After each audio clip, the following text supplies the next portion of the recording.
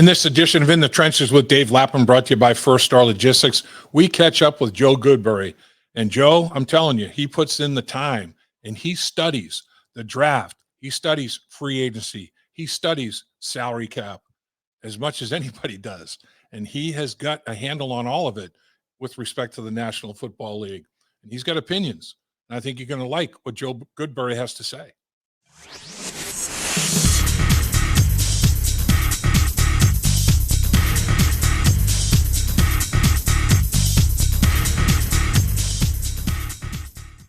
Welcome once again to In the Trenches with Dave Lapham, brought to you by First Star Logistics. And as always, we're in our outstanding studios here at First Star Logistics, and a very special guest today, none other than Joe Goodberry, who is a very, very talented guy. You know, you talk about position versatility with players.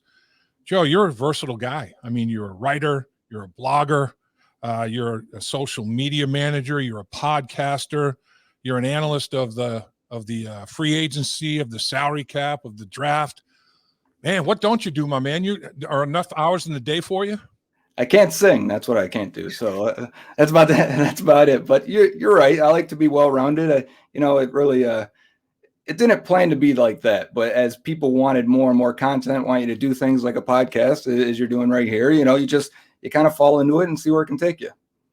So how did you get into it? What started it?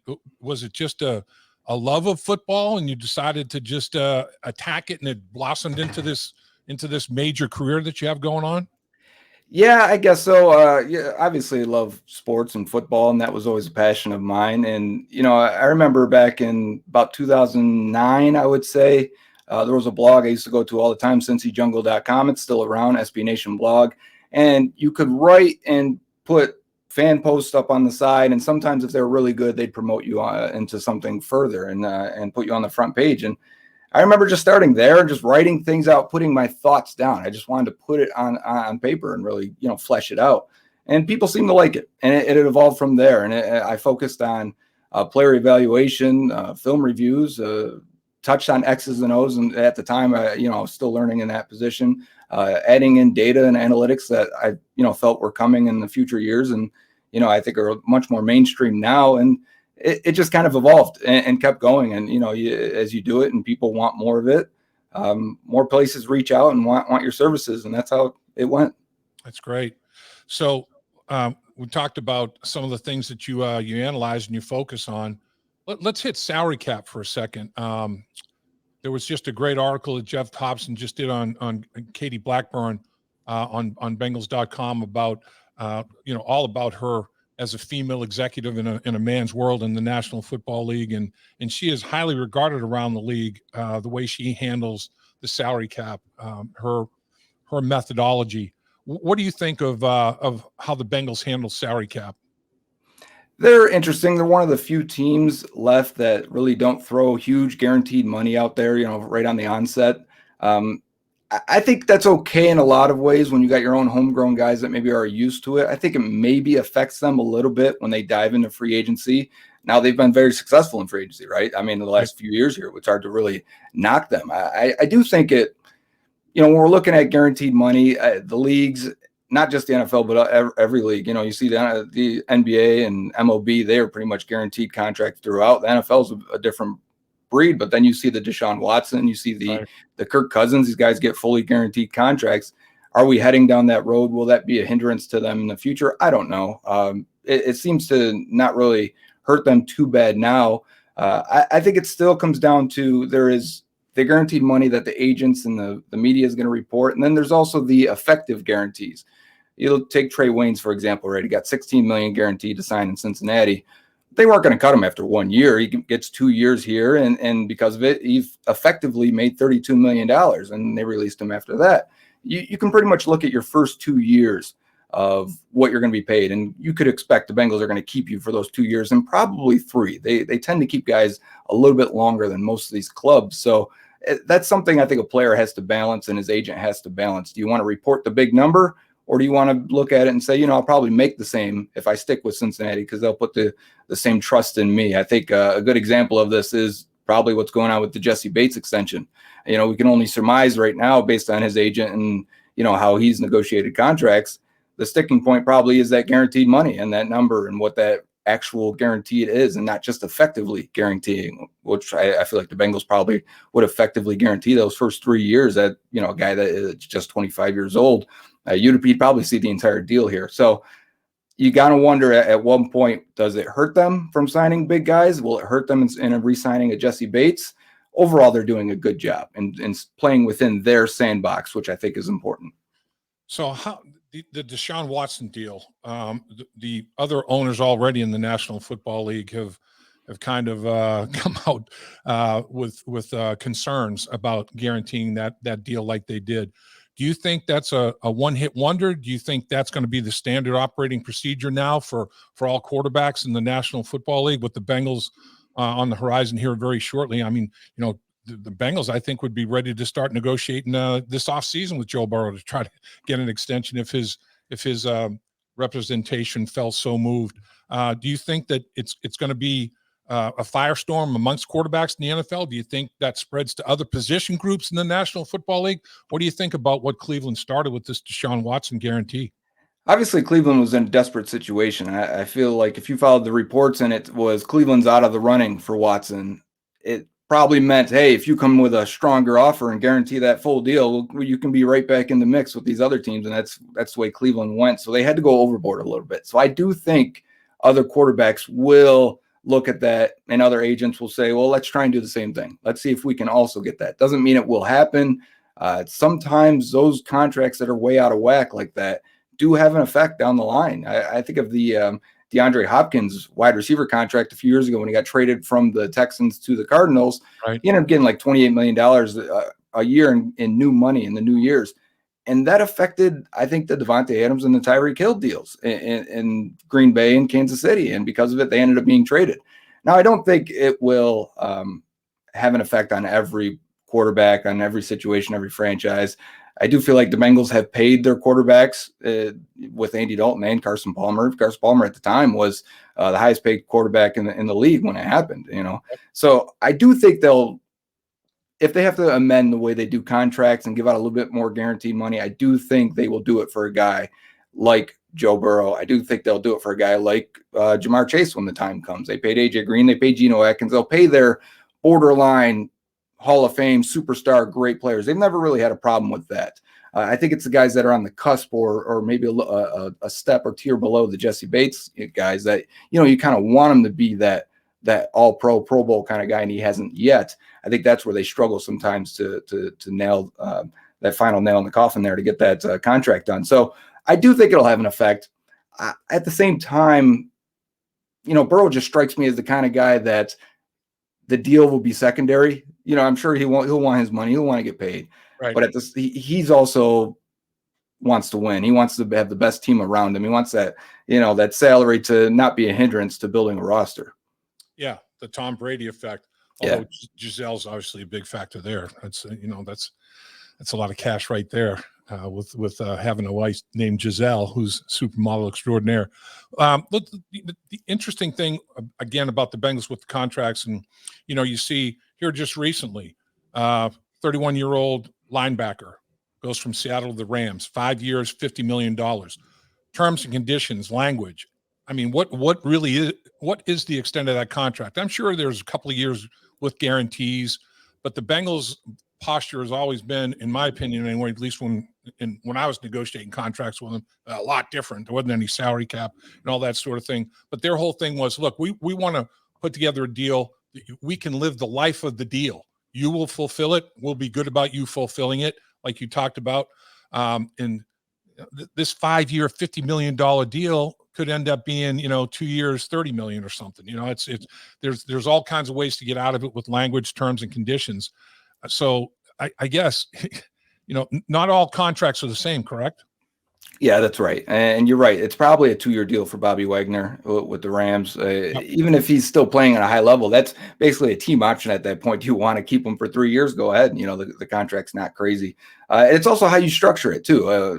When you look at how the Bengals this year approach it, and then how they usually do with big signing bonuses in year one to really bring up that first year cash and how much cash flow they want to give these players, it kind of raises the cap hit the first year. Yep. And where other teams like you look at like a Brandon Scherf, his cap hit with the Jags, he gets paid $16 million a year. His cap this year is $7.5 million. The Bengals give Alex Cappa 6.75. Ted Karras gets $5 million cap hit this year.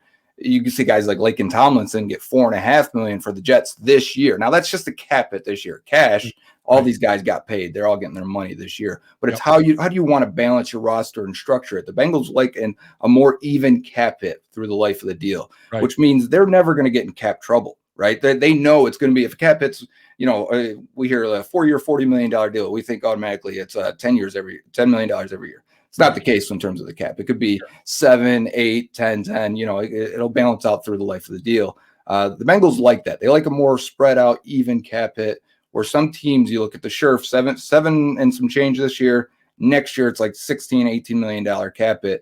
So you can fit more guys. If you're the Jags, you can fit more guys under the 2022 cap and really maximize that. But it means you're going to have cuts next year, unless you're signing these guys to 1-year deals and they're coming off the books next year. The Bengals don't like to do that. They could. I think there is an argument to say that they're in their Super Bowl window and that they've got still 12-ish, 11-ish million dollars if they wanted to spend. They've got to account for rookies and injuries and things like that, and maybe an extension in the summer. But if they want to sign a few of these guys and help lower that year one cap hit, some guys that are still out there now that we're in easily tier 3, maybe wave 3 or 4 of free agency, there's still a few guys left available. If they wanted to, they could reduce that year one cap hit, fit this roster, really maximize, squeeze this cap, and really have a good unit going into next year. And I'm sure they feel good about the roster, but I always feel like you can maximize a little more. So the mid player in the National Football League, you got your superstars, your big halves, they're going to get the ton of money, and then the next tier guy, more and more of them are signing into second contracts, like 1-year prove-it deal, a 2-year deal, or whatever, because of the salary cap. I mean, I think the guys that have been affected the most are, not your superstar, not your, end of the roster guy, but the solid mid guy. I think their contracts, I think, have been affected the most by what's happening economically in the league. What do you think? Yeah, I think the Bengals have actually taken advantage of that range of player the last few years in free agency. Guys like Ted Karras, Chidobe Awuzie, Mike Hilton, Von Bell. I think that's a great value signing for them. These guys that are in the mid-20s, Karras a little bit older than that, but he still fits in the price range. Guys that are second contract, they're not superstars, they're not breaking the bank, they're not wave 1 free agent, right? The teams aren't really, they don't have to keep those guys. The Cowboys didn't feel they had to keep Awuzie. Steelers didn't feel they had to keep Mike Hilton. Those are the guys you want to play in free agency, or you want to bring them in, and they're not killing your cap. They're not overinflating one position, because they think that's another big part of roster building and managing the cap is positional salaries and how much you're paying one position, how much you're paying. If you're going to go overboard at corner, well, then you're probably got to cut back a little bit at linebacker or defensive line. If you're going to go overboard at wide receiver, probably got to cut back a little bit more at tight end or running back. And because you only have so much of the pie to give out. I think it does affect them, but I think it's also an opportunity for teams if they pick the right guy to fit their scheme. The Bengals really have. That's where they should get their high marks. Those type of signings. I think that's where you can make up the difference in your roster and with the rest of the league. Yeah, I think you make a great point. I instead of taking a couple of years ago a wave 1 cornerback or letting one go, Bengals let one go to another team, to Washington, and they get 2. They get Awuzie and they get Hilton for the price of that one. Scherf, don't sign Scherf, for $17 million or whatever a year average on his contract. Like you say, though, those contracts, whatever the case may be, it was big dollars. They end up getting a 2 for there. They get 2 offensive linemen in the interior sign for the price of 1. I think that's not a bad way to do business. Plus, you spread out the fact if you have one bust, you got another one. If that guy that you commit all that money to, unfortunately, like Trey Waynes with the injury, I mean, if there's injury or not fit schematically, or whatever, you can get hit hard. You can get hurt. Yeah, I think anytime you can sign 2 or 3 guys to fill in one spot. I think that was probably their fear, right? Before, is you're going to overpay in free agency. That's just the nature of how it goes. And when you start bidding against other teams and overpaying for one player, how does that affect the rest of the roster? Can you give that one guy You want to pay one guard and all of a sudden he gets hurt or it doesn't work, it doesn't fit. How does that affect you with a cascading effect? Because you're banking on that guy. It doesn't just affect how you attack free agency. Can you draft now when you got these guys that really, they affect you in so many big ways? And, it's not just, I think, one point I wanted to get to, not just busts in free agency, but I think the way the Bengals attack free agency as well with, okay, Billy Price should have worked out in 2018. Had he he probably would have got a contract they give out, right? Instead of, that money being allocated to that position, you say, okay, he didn't work out. We traded him. It worked out the way it did. You get BJ Hill for that trade. Great trade for them, but the money is still allocated to offensive line. He would have had that extension had you have made that pick correctly. Same draft class, Alex Cappa. I even think of 2015 now, because if they bring in La'el Collins, they miss on Fisher and Abuehi. Yeah, it's how many years later, and they had to roll through that offensive line issues, but you get La'el Collins from the 2015 draft, who I had as the number one player that year. So I'm very happy to bring in a guy like that, and I think their offensive line has made leaps and bounds in free agency now. Yeah, I mean, I think to get three starters like that, that's getting it done. What do you think about the tight end that was signed in free agency? Obviously, CJ Uzomah goes to the Jets. Had a need at that position. How do you think the Bengals did in filling it? As good as you can. The free agent class had a lot of tier 2 or 3 guys. I think Uzomah was probably in that range. And production-wise, as a receiving tight end, I think they may even get a little bit more out of Hayden Hurst, former first-round pick. I think you get a little bit more athleticism. Uzomah developed. I mean, they put in the work and the time, and he is that guy that in that second contract for a tight end, I feel like is when they hit their prime. Hurst is a little bit older because he played baseball, and then he was drafted at 25 years old. He is also a second contract guy, even though he's 29 years old. Maybe he doesn't have that second step in his game of development. But at the same time, it's a one-year deal. They're not giving him a lot of money. You need kind of a veteran plug-and-play guy. I still feel like tight end is a big need, though. When you got to think of it as they probably couldn't spend a lot of money at that position with the contracts coming up at wide receiver. With you're already paying Joe Mixon a lot of money. We're talking the 5th option at best if your tight end is a Hayden Hurst or even a CJ Uzomah. So I think you get in a veteran like that, you probably lose a little bit as a blocker. You might get a little bit more versatile on how much you can split them out wide. I think that's where Hayden Hurst looks his best, when he can get in the slot, really do damage against linebackers. But I still think watch for tight end in the draft. Yeah, I agree with you. What about any some of the guys that might be left out there in free agency that you think still provide a lot of value? I don't know if the Bengals, from their budgetary standpoint, fiduciarily, are in the market for it, but do you think there are still some pretty good values left out there that you'd be interested in? Yeah, there's a handful of guys, and I think they're still probably looking or probably maybe even keeping in touch. I know Jeff Hobson on Bengals.com said maybe not likely of an Ogunjobi reunion. Maybe that was after they were talking at the owners' meetings, right? Maybe we won't see that happen. I still think defensive tackle, though, and getting a veteran could be key. If you look at how many snaps the Bengals gave defensive tackles last year, 400-plus snaps for everyone down to Josh Tupou. You normally don't get that to your 4th guy. It's because they played a lot of 5-2, 3-4 fronts, and those guys are going to play. And I think if you even want to one-for-one replace BJ Hill to Ogunjobi, you're still missing out on 700 snaps at some point last year, including the playoff and Super Bowl run. I think you can look at that and say they still need another maybe 5-tech type of guy that can play in that 3-4-5-2 front, but also be an interior pass rusher. I think one of the issues, even if they were to keep Ogunjobi, let's say, he's still around there and they change their mind, they can get him on a cheap deal. They had issues pass rush up the middle last year. It was really Hendrickson. You get a little bit out of Hubbard, and then Hill and Ogunjobi had their spots. But there was a lot of stretches throughout the year and even in games where you could see the interior rush was not getting home.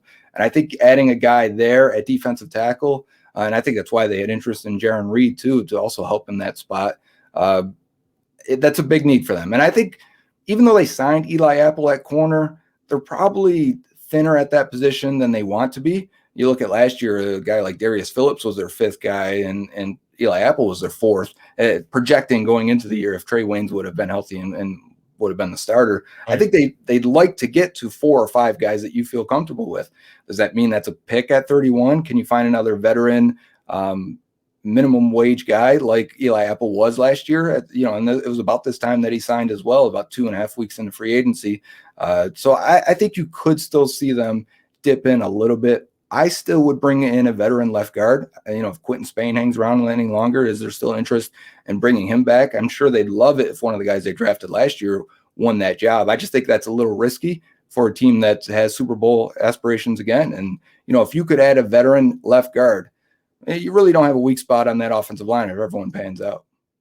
At First Star Logistics, we're a very strict company that really puts the pressure on our employees.